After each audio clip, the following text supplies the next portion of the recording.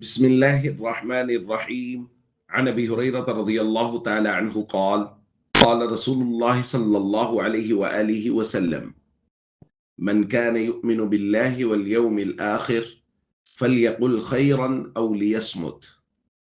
رواہ البخاری۔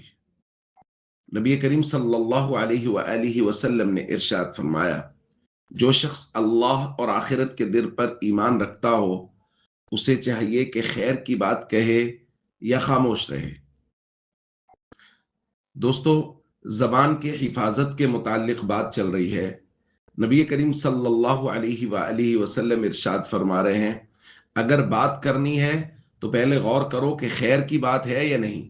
اگر خیر کی بات ہے تو وہ کلمہ زبان سے نکالو، اور اگر خیر کی بات نہیں ہے تو خاموش رہو۔ اسی کو نبی کریم صلی اللہ علیہ وسلم نے ایک دوسری روایت میں کچھ اس طرح سے بیان فرمایا، من حسن اسلام المرء ترکہ ما لا یعنیہ۔ کسی شخص کے اسلام کی خوبصورتی یہ ہے کہ وہ لا یعنی اور فضول باتوں کو چھوڑ دے، یعنی وہ چیز جس میں خیر کا پہلو نہ ہو اسے وہ چھوڑ دے، ایسی بات جس میں خیر کا پہلو نہ ہو اسے چھوڑ دے، صرف وہ بات کہے جس میں خیر کا پہلو ہو، جس میں لوگوں کو جوڑنے کی بات ہو، جس میں لوگوں کو اللہ کی طرف بلانے کی بات ہو، جس میں لوگوں کی صلح کی بات ہو، ایسی بات کرے۔ اور اگر بات میں خیر نہیں ہے تو خاموش رہے۔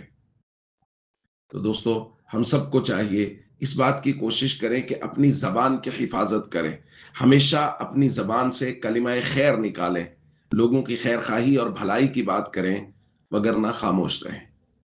السلام علیکم ورحمۃ اللہ وبرکاتہ۔